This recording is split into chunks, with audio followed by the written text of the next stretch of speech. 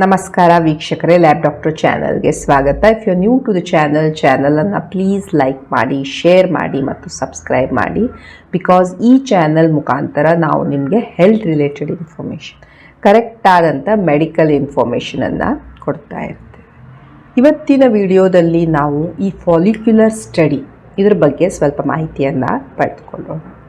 So ನೀವು ಕೇಳಿರ್ಬೋದು ಅಥವಾ ನೀವು ಎಕ್ಸ್ಪೀರಿಯನ್ಸ್ ಮಾಡಿರ್ಬೋದು, ನಿಮಗೆ ಮಕ್ಕಳಾಗ್ತಾ ಇಲ್ಲ, ನೀವು ಕನ್ಸ್ಯೂಮ್ ಮಾಡೋಕ್ಕೆ ಟ್ರೈ ಮಾಡ್ತಾ ಇದ್ದೀರಾ, ನಿಮಗೆ ಡಾಕ್ಟರ್ ನ್ಯಾಚುರಲಿ ಟ್ರೈ ಮಾಡೋಕ್ಕೆ ಹೇಳಿದರು ಬಟ್ ಸ್ಟಿಲ್ ಆಗ್ತಾ ಇಲ್ಲ.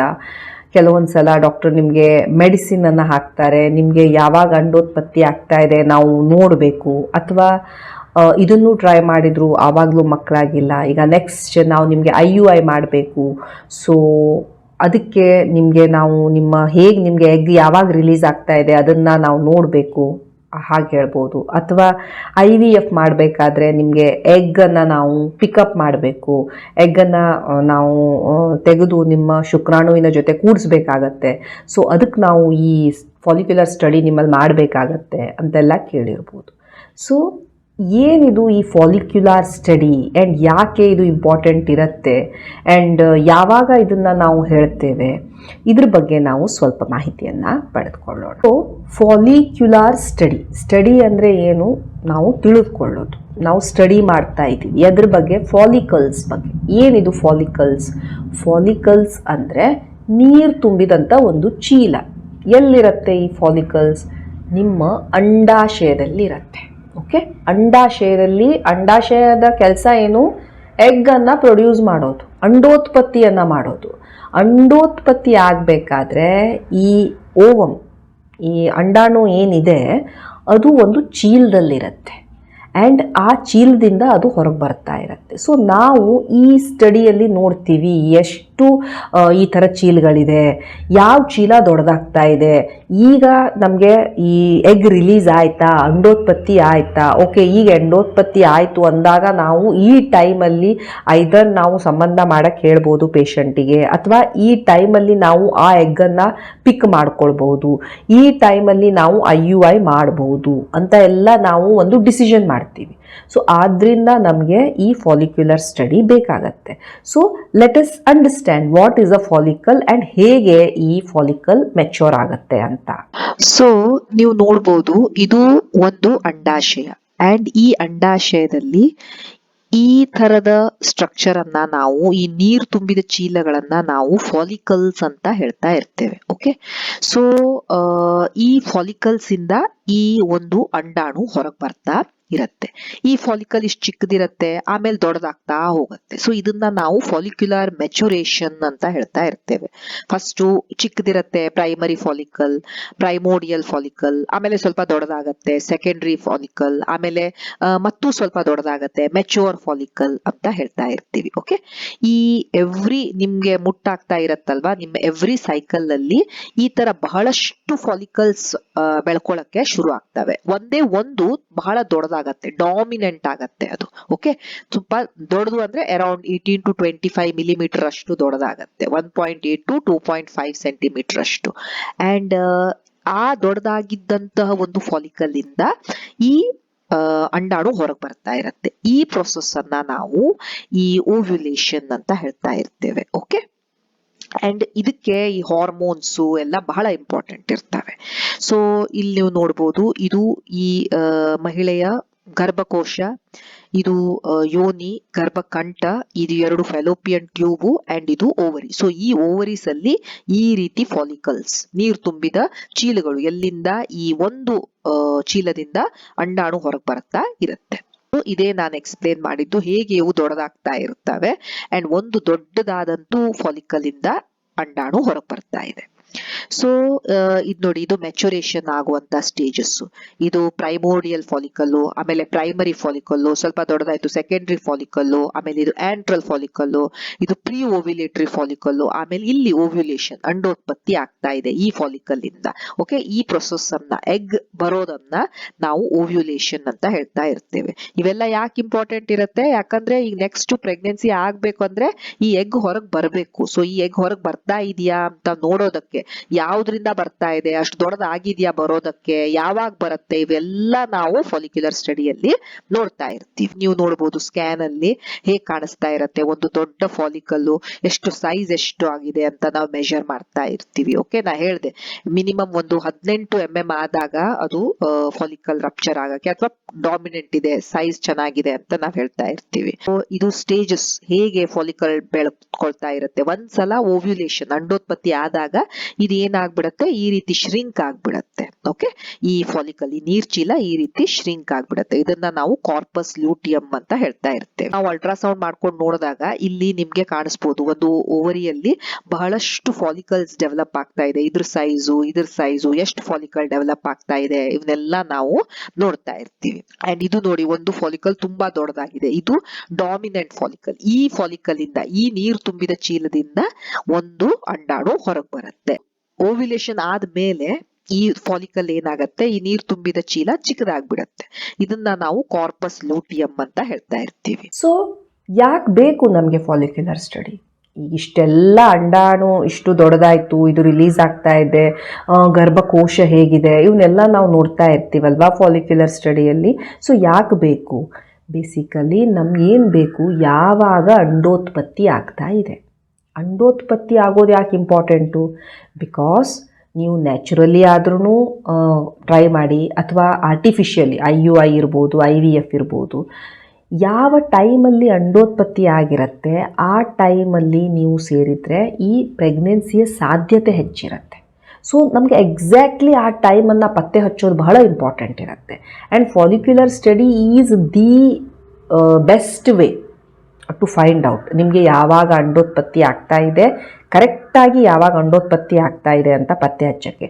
ಈಗ ನಾನು ಹೇಳಿದೆ ನಿಮಗೆ ಮೊದಲಿನ ವೀಡಿಯೋಸಲ್ಲೆಲ್ಲ ನಾವು ಓವ್ಯುಲೇಷನ್ ಆಗೋದನ್ನು ಹೇಗೆ ಟ್ರ್ಯಾಕ್ ಮಾಡ್ಬೋದು. ನಿಮ್ಮ ಗರ್ಭಕಂಠದ ಈ ದ್ರವ ಚೇಂಜ್ ಆಗ್ತಾ ಇರುತ್ತೆ, ನಿಮ್ಮ ಬಾಡಿ ಟೆಂಪ್ರೇಚರ್ ಚೇಂಜ್ ಆಗ್ತಾ ಇರುತ್ತೆ, ಓವ್ಯುಲೇಷನ್ ಹಿಟ್ಸ್ ಎಲ್ಲ ಅವೈಲೇಬಲ್ ಇರ್ತವೆ ಅಂತ ಎಲ್ಲ. ಬಟ್ ಫಾಲಿಕ್ಯುಲರ್ ಸ್ಟಡಿಯಲ್ಲಿ ನಾವು ಎಕ್ಸಾಕ್ಟ್ಲಿ ನೋಡ್ತಾ ಇರ್ತೀವಿ, ನಮ್ಮ ಕಣ್ಣು ಮುಂದೆ ಗೊತ್ತಾಗ್ತಾ ಇರುತ್ತೆ ನಮಗೆ ಈ ಫಾಲಿಕಲ್ ಬೆಳೀತಾ ಇದೆ, ಇದು ರಿಲೀಸ್ ಆಗ್ತಾ ಇದೆ ಅಂತ ಎಲ್ಲ. ಸೊ ಅದರಿಂದ ನಾವು ಈ ಫಾಲಿಕ್ಯುಲರ್ ಸ್ಟಡಿಯನ್ನು ಹೇಳ್ತಾ ಇರ್ತೇವೆ. ಒಂದು ಓವ್ಯುಲೇಷನ್, ಅಂಡೋತ್ಪತ್ತಿಯ ಎಕ್ಸಾಕ್ಟ್ಲಿ ಟೈಮ್ ಏನು ಅನ್ನೋದನ್ನು ಪತ್ತೆ ಹಚ್ಕೊಳ್ಳೋಕ್ಕೆ ನಾವು ಈ ಸ್ಟಡಿಯನ್ನು ಮಾಡ್ತಾ ಇರ್ತೇವೆ. ಎರಡನೇದು, ಈಗ ಬಹಳಷ್ಟು ಜನ ಮಹಿಳೆಯರಿಗೆ ಪೀರಿಯಡ್ ಆಗ್ತಾ ಇರುತ್ತೆ, ಬಟ್ ಅವರಿಗೆ ಅಂಡೋತ್ಪತ್ತಿನೇ ಆಗ್ತಾ ಇರೋದಿಲ್ಲ.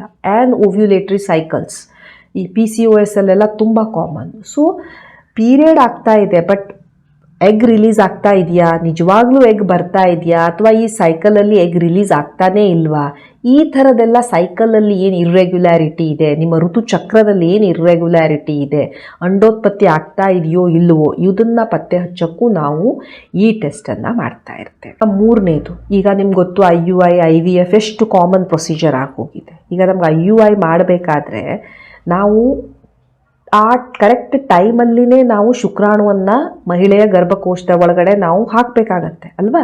ಸೊ ನಮಗೆ ಕರೆಕ್ಟ್ ಟೈಮ್ ಎಕ್ಸಾಕ್ಟ್ಲಿ ನಮ್ಗೆ ಗೊತ್ತಿರಬೇಕು, ಇದೇ ಟೈಮಿಗೆ ನಾವು ಹಾಕಬೇಕು ಅಂತ. ಸೊ ನಮಗೆ ಆ ಟೈಮ್ಡ್ ಇಂಟರ್ವೆನ್ಷನ್ ಮಾಡೋಕ್ಕೆ ನಮಗೆ ಅಂಡೋತ್ಪತ್ತಿ ಯಾವಾಗ ಆಗತ್ತೆ ಅನ್ನೋದು ಬೇಕಾಗತ್ತೆ. ಅದು IUIಯಲ್ಲೇ ಇರ್ಬೋದು, IVF ಅಲ್ಲಂತೂ ಇನ್ನೂ ಇಂಪಾರ್ಟೆಂಟ್. ಯಾಕಂದರೆ ನಾವು IVF ಅಲ್ಲಿ ಆ ಎಗ್ಗನ್ನು ಪಿಕ್ ಮಾಡಬೇಕು, ಮಾಡಿ ಶುಕ್ರಾಣುವಿನ ಜೊತೆ ಕೂಡಿಸ್ಬೇಕಾಗತ್ತೆ. ಸೊ ಎಕ್ಸಾಕ್ಟ್ಲಿ ಯಾವಾಗ ಆಗ್ತಾ ಇದೆ ಅನ್ನೋದು ಬಹಳ ಇಂಪಾರ್ಟೆಂಟ್ ಇರುತ್ತೆ. IUI ಮತ್ತು IVF ಅಲ್ಲೂ ಸಹ ಇಂಪಾರ್ಟೆಂಟ್ ಇರುತ್ತೆ ಎಕ್ಸಾಕ್ಟ್ಲಿ ಯಾವಾಗ ಅಂಡೋತ್ಪತ್ತಿ ಆಗ್ತಾ ಇದೆ ಅಂತ. ಆ್ಯಂಡ್ ಮೆಡಿಕೇಶನ್ಸ್, ಈಗ ನಮಗೆ ಈಗ ಅಂಡೋತ್ಪತ್ತಿ ಆಗ್ತಾ ಇದೆ ಅನ್ನೋ ನಮ್ಗೆ ಯಾವಾಗ ಗೊತ್ತಾಗತ್ತೆ, ಈ ಒಂದು ಫಾಲಿಕಲ್ ಇಷ್ಟು ದೊಡ್ಡದಾಯಿತು, ಈಗ ಇದು ಒಡೆಯತ್ತೆ, ಈಗ ನಾವು ನಮಗೆ ಇದು ಅಂಡೋತ್ಪತ್ತಿ ಈಗ ಆಗ್ತಾ ಇದೆ ಅಂತ ಗೊತ್ತಾದಾಗ ನಾವು ಏನು ಮಾಡ್ತೀವಿ, ಟ್ರಿಗರ್ ಇಂಜೆಕ್ಷನನ್ನು ಕೊಡಬೇಕಾಗತ್ತೆ. HCG ಇಂಜೆಕ್ಷನ್ ಅಂತ ಇರುತ್ತೆ ನೋಡಿ.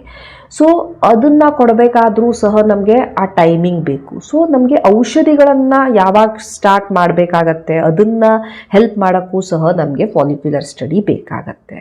ಕೆಲವೊಂದು ಮಹಿಳೆಯರಿಗೆ ಈ ಎಗ್ಗಿನ ರಿಸರ್ವೇ ಕಡಿಮೆ ಇರುತ್ತೆ, ಅವರಿಗೆ ಏಜ್ ಕಡಿಮೆ ಇರ್ಬೋದು, ಬಟ್ ಎಗ್ಗೆ ರಿಲೀಸ್ ಆಗ್ತಾ ಇರೋದಿಲ್ಲ, ಅಥವಾ ಎಗ್ಗಿನ ಭಂಡಾರವೇ ಕಡಿಮೆ ಇರುತ್ತೆ. ಸೊ ಎಷ್ಟು ಎಗ್ಗಿದೆ, ಎಷ್ಟು ಡೆವಲಪ್ ಆಗ್ತಾ ಇದ್ದಾವೆ, ರಿಸರ್ವ್ ಇದೆಯಾ ಇಲ್ಲ, ಇವನ್ನೆಲ್ಲ ನಾವು ಈ ಫಾಲಿಕ್ಯುಲರ್ ಸ್ಟಡಿಯಲ್ಲಿ ಪತ್ತೆ ಹಚ್ಬೋದು. ಸೊ ಪ್ರೀಮೆಚ್ಯೂರ್ ಓವೇರಿಯನ್ ಫೇಲಿಯರ್ ಏನಾದರೂ ಆಗಿದೆಯಾ ಅದನ್ನು ತಿಳ್ಕೊಳ್ಳೋಕ್ಕೆ ನಮಗೆ ಫಾಲಿಕ್ಯುಲರ್ ಸ್ಟಡಿ ಬೇಕಾಗತ್ತೆ. PCOS ಪೇಷಂಟಲ್ಲಿ ನಾನು ಹೇಳಿದೆ ಈ ಅಂಡೋತ್ಪತ್ತಿ ಆ್ಯಕ್ಚುಲಿ ಆಗ್ತಾ ಇದೆಯೋ ಇಲ್ವೋ ಅಥವಾ ಜಸ್ಟ್ ಪೀರಿಯಡ್ ಬರ್ತಾ ಇದೆ ಎಗ್ ರಿಲೀಸ್ ಆಗ್ತಾನೇ ಇಲ್ವಾ ಇದನ್ನು ನೋಡ್ಕೊಳ್ಳೋಕ್ಕೆ ನಮಗೆ ಅದು ಹೆಲ್ಪ್ ಮಾಡ್ತಾ ಇರುತ್ತೆ. ಸೊ ನಾವು ಈ ಫಾಲಿಕ್ಯುಲರ್ ಸ್ಟಡಿಯಲ್ಲಿ ಬರೀ ನಿಮ್ಮ ಎಗ್ಸನ್ನು ಮಾತ್ರ ಅಲ್ಲ, ನಿಮ್ಮ ಗರ್ಭಕೋಶದ ಒಳಗೋಡೆ ಹೇಗಿದೆ, ಅದು ಎಷ್ಟು ದಪ್ಪ ಆಗ್ತಾ ಇದೆ, ಅಥವಾ ನಿಮ್ಗೆ ಬೇರೆ ಏನಾದರೂ ಅದರ್ ಪ್ರಾಬ್ಲಮ್ಸ್ ಇದ್ದಾವೆ, ಇವನ್ನೆಲ್ಲ ನಾವು ಈ ಅಲ್ಟ್ರಾಸೌಂಡ್ ಮುಖಾಂತರ ಪತ್ತೆ ಹಚ್ಬೋದು. ಸೊ ನಮಗೊಂದು ಓವರ್ ಆಲ್ ಐಡಿಯಾನ ಈ ಫಾಲಿಕ್ಯುಲರ್ ಸ್ಟಡಿ ಕೊಡ್ತಾ ಇರುತ್ತೆ. ನಾವು ನೋಡ್ತೀವಿ ನಿಮ್ಮ ಗರ್ಭಕೋಶದ ಥಿಕ್ನೆಸ್ ಇಷ್ಟಿರಬೇಕು, ಈಗ 7 to 14 mm ಇತ್ತು ಅಂತ ಹೇಳಿದರೆ ಪ್ರೆಗ್ನೆನ್ಸಿ ಆಗೋ ಸಾಧ್ಯತೆ ಹೆಚ್ಚಿಗೆ ಇರುತ್ತೆ. ಇವನ್ನೆಲ್ಲ ನಾವು ಈ ಅಲ್ಟ್ರಾಸೌಂಡ್ ಮುಖಾಂತರ ನೋಡಬೇಕಾಗತ್ತೆ. ಅದನ್ನು ನಾವು ಈ ನಿಮ್ಮ ಓವ್ಯುಲೇಷನ್ ಕಿಟ್ಟಲ್ಲಾಗಲಿ ಅಥವಾ ನಿಮ್ಮ ಗರ್ಭಕಂಠದಿಂದ ಬರುವಂಥ ದ್ರವದಿಂದಾಗಲಿ ಇವು ಯಾವುದರಿಂದನೂ ನಮಗೆ ಗೊತ್ತಾಗ್ತಾ ಇರೋದಿಲ್ಲ. ಬಟ್ ಫಾಲಿಕ್ಯುಲರ್ ಸ್ಟಡಿಯಲ್ಲಿ ನಾವು ನಿಮ್ಮ ಎಗ್ಸ್ ಹೇಗಿದ್ದಾವೆ, ನಿಮ್ಮ ಎಗ್ಸ್ ಯಾವಾಗ ರಿಲೀಸ್ ಆಗ್ತಾ ಇದ್ದಾವೆ, ನಿಮ್ಮ ಗರ್ಭಕೋಶದ ಒಳಗೋಡೆ ಹೇಗಿದೆ, ಇವೆಲ್ಲ ನಮಗೆ ತಿಳಿತಾ ಇರ್ತವೆ. ಸೊ ಈ ಸ್ಟಡಿ ಏನಿದೆ ಫಾಲಿಕ್ಯುಲರ್ ಸ್ಟಡಿ ಒಂದು ಓವರ್ ಆಲ್ ನಮಗೆ ಪಿಕ್ಚರನ್ನು ಕೊಡ್ತಾ ಇರುತ್ತೆ. ಆ್ಯಂಡ್ ಬಹಳ ಇಂಪಾರ್ಟೆಂಟ್ ಇರುತ್ತೆ ನಮಗೆ ಈ ಒಂದು ಇನ್ಫರ್ಟಿಲಿಟಿ, ಈ ಬಂಜೆತನದಲ್ಲಿ ನಾವು ಯಾವಾಗ ಏನಾದರೂ ಟ್ರೀಟ್ಮೆಂಟನ್ನು ಕೊಡೋಕ್ಕೆ ಸ್ಟಾರ್ಟ್ ಮಾಡ್ತೀವಿ, ನಮಗೆ ಎಕ್ಸಾಕ್ಟ್ಲಿ ಏನು ನಡೀತಾ ಇದೆ ಆ ಮಹಿಳೆಯ ಬಾಡಿಯಲ್ಲಿ ಅಂತ ತಿಳ್ಕೊಳ್ಳೋಕ್ಕೆ.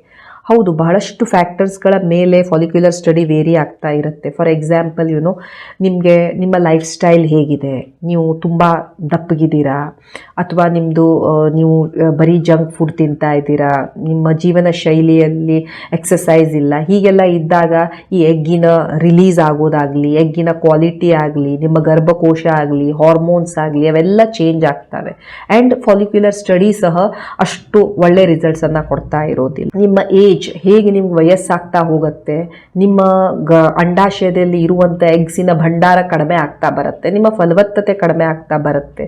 ಸೊ ನಿಮ್ಮ ಎಗ್ಗೆ ಕಡಿಮೆ ಇರ್ಬೋದು ಅಥವಾ ಎಗ್ಗಿನ ಕ್ವಾಲಿಟಿ ಸಹ ಕಡಿಮೆ ಆಗ್ತಾ ಬರ್ಬೋದು. So age also will effect the follicular study. ನಿಮಗೆ ಕೆಲವೊಂದು medical conditions like PCOS, polycystic ovarian syndrome, ನಿಮ್ಮ ಈ ಅಂಡಾಶಯದಲ್ಲಿ ಬಹಳಷ್ಟು ನೀರುಗುಳ್ಳೆಗಳು ತುಂಬಿಕೊಂಡಿದ್ದಾವೆ, ಇವೆಲ್ಲ ನಿಮ್ಮ ಫಾಲಿಕ್ಯುಲರ್ ಸ್ಟಡಿಯನ್ನು ಎಫೆಕ್ಟ್ ಮಾಡ್ಬೋದು. ಆ್ಯಂಡ್ ಅದರ ರಿಸಲ್ಟ್ಸ್ ವೇರಿ ಆಗ್ತಾ ಇರ್ಬೋದು. ಫಾಲಿಕ್ಯುಲರ್ ಸ್ಟಡಿಯಲ್ಲಿ ನಾವು 3 ಫೇಸಸಲ್ಲಿ ಮಾಡ್ತಾ ಇರ್ತೇವೆ. ಒಂದು ಬೇಸ್ ಲೈನ್, ಅಂದರೆ ನಿಮ್ಮ ಪೀರಿಯಡಿನ ಸೆಕೆಂಡ್ ಡೇಗೆ ನಾವು ಒಂದು ಬೇಸ್ ಲೈನ್ ಸ್ಟಡಿಯನ್ನು ಮಾಡ್ತೇವೆ. ನಿಮ್ಮ ಅಂಡಾಶಯ ಹೇಗಿದೆ, ನಿಮ್ಮ ಟ್ಯೂಬ್ಸ್ ಹೇಗಿದ್ದಾವೆ, ನಿಮ್ಮ ಗರ್ಭಕೋಶ ಹೇಗಿದೆ, ನಿಮ್ಮ ಗರ್ಭಕೋಶದ ಒಳಗೋಡೆ ಹೇಗಿದೆ, ಇವನ್ನೆಲ್ಲ ನೋಡ್ತಾ ಇರ್ತೇವೆ. ಅದಾದ ನಂತರ ಆ್ಯಕ್ಚುಯಲ್ ಸ್ಟಡಿ ಸ್ಟಾರ್ಟ್ ಆಗೋದು by 9th to 10th day, ಒಂದು 9 ರಿಂದ 10 ದಿನ ನಿಮ್ಮ ಪೀರಿಯಡ್ಸಿನ 9 to 10th ಡೇಯಲ್ಲಿ ಸ್ಟಾರ್ಟ್ ಆಗ್ತಾ ಇರುತ್ತೆ. And depending on each case ನಿಮ್ಮ ಡಾಕ್ಟರ್ ಒಂದಿನ ಬಿಟ್ಟು ಇನ್ನೊಂದು ದಿನ ಬರೋಕ್ಕೆ ಹೇಳ್ಬೋದು ಅಥವಾ 2 days ಬಿಟ್ಟು ನಿಮಗೆ ಈ ಸ್ಟಡಿ ಮಾಡ್ಕೊಳ್ಳೋಕೆ ಹೇಳ್ತಾ ಇರ್ಬೋದು. ಸೊ ಅದನ್ನು ನಾವು ಮಾನಿಟರ್ ಮಾಡ್ತಾ ಇರ್ತೇವೆ. ಸೊ ಅದು second phase, monitoring phase. First baseline ಒಂದು ನೋಡೋದು ಎಲ್ಲ ಹೇಗಿದೆ ಅಂತ. ಸೆಕೆಂಡು ಮಾನಿಟರಿಂಗ್ ಫೇಸ್, ಹೇಗಿದೆ, ಎಷ್ಟು ಡೆವಲಪ್ ಆಗ್ತಾ ಇದೆ, ಎಗ್ ಯಾವ್ದು ಬೆಳ್ಕೊಳ್ತಾ ಇದೆ, ಎಗ್ಗಿನ ಸೈಜ್ ಎಷ್ಟಾಯಿತು, ಗರ್ಭಕೋಶದ ಈ ಒಳಗೋಡೆಯ ಲೈನಿಂಗ್ ಹೇಗಿದೆ, ಎಷ್ಟು ದಪ್ಪ ಇದೆ, ಅದು ಟ್ರಿಪಲ್ ಲೇಯರ್ ಬಂತ, ಇವನ್ನೆಲ್ಲ ನೋಡ್ತಾ ಇರೋದು. ಅದು monitoring phase. And last phase is ovulation, ಯಾವಾಗ ಅಂಡೋತ್ಪತ್ತಿ ಆಗ್ತಾ ಇದೆ ಅದನ್ನು ನಾವು ಮಾನಿಟರ್ ಮಾಡೋದು. ಔಷಧಿ ಕೊಡಬೇಕು, ಔಷಧಿ ಈಗ ಕೊಟ್ಟರೆ ನಡೆಯುತ್ತಾ, ಇವನ್ನೆಲ್ಲ ನಾವು ಡಿಸೈಡ್ ಮಾಡೋದು. And next is post ovulation. Ovulation ಆದ ಮೇಲೆ ಏನು ಚೇಂಜಸ್ ಆಗ್ತಾ ಇರುತ್ತೆ, ಹೇಗೆ ಆ ನೀರುಗುಳ್ಳೆ ಕೊಲ್ಯಾಪ್ಸ್ ಆಗಿಬಿಡುತ್ತೆ, ಮತ್ತು ನಿಮ್ಮ POD ಪೌಚ್ ಆಫ್ ಡಗ್ಲಾಸಲ್ಲಿ ನೀರು ತುಂಬತ್ತೆ. ಅಂದರೆ ಅಲ್ಲಿ ಯೂಶ್ವಲ್ POD ಅಂದರೆ ಪೌಚ್ ಆಫ್ ಡಗ್ಲಾಸ್ ಅಂದರೆ ಅಲ್ಲೊಂದು ಚೀಲದ ಥರ ಇರುತ್ತೆ. ಅದು ಯೂಶ್ವಲಿ ಆ ಚೀಲದಲ್ಲಿ ಏನು ನೀರು ಇರೋದಿಲ್ಲ. ಓವ್ಯುಲೇಷನ್ ಆದಮೇಲೆ ಅಲ್ಲಿ ಒಂದು ಸ್ವಲ್ಪ ನೀರು ತುಂಬಿಕೊಳ್ಳುತ್ತೆ. ಅದನ್ನು ನಾವು ಈ free fluid in POD pouch of Douglas ಅಂತ ಹೇಳ್ತಾ ಇರ್ತೀವಿ. ಸೊ ನಮಗೆ ಓವ್ಯುಲೇಷನ್ ಆದದ್ದು ಸಹ ಅದರಲ್ಲಿ ಗೊತ್ತಾಗ್ತಾ ಇರುತ್ತೆ. ಯಾಕಂದರೆ ಓವ್ಯುಲೇಷನ್ ಆದಮೇಲೆ ನಾನು ಹೇಳಿದೆ ಆ ಚೀಲ ಕೊಲ್ಯಾಪ್ಸ್ ಆಗಿಬಿಡುತ್ತೆ, ಚೀಲ ಚಿಕ್ಕದಾಗ್ಬಿಡುತ್ತೆ. ಆ್ಯಂಡ್ POD ಪೌಚ್ ಆಫ್ ಡಗ್ಲಾಸಲ್ಲಿ ನೀರು ತುಂಬಿಕೊಳ್ತಾ ಇರುತ್ತೆ. ಸೊ ಇವೆಲ್ಲವನ್ನ ನಾವು ತಿಳ್ಕೊಳ್ಬೋದು by doing the follicular study. Exactly ಸ್ಟಡಿಯಲ್ಲಿ ಏನು ನೋಡ್ತೀವಿ, ಹೇಗೆ ಆ ರಿಪೋರ್ಟನ್ನು ಅಂಡರ್ಸ್ಟ್ಯಾಂಡ್ ಮಾಡ್ಕೊಳ್ಳೋದು ನಾವು ನಮ್ಮ ನೆಕ್ಸ್ಟ್ ವೀಡಿಯೋಸಲ್ಲಿ ತಿಳ್ಕೊಳ್ಳೋಣ. But this was a basic idea about follicular study. Thank you so much for watching the video. Please like, share and subscribe the channel. Thank you.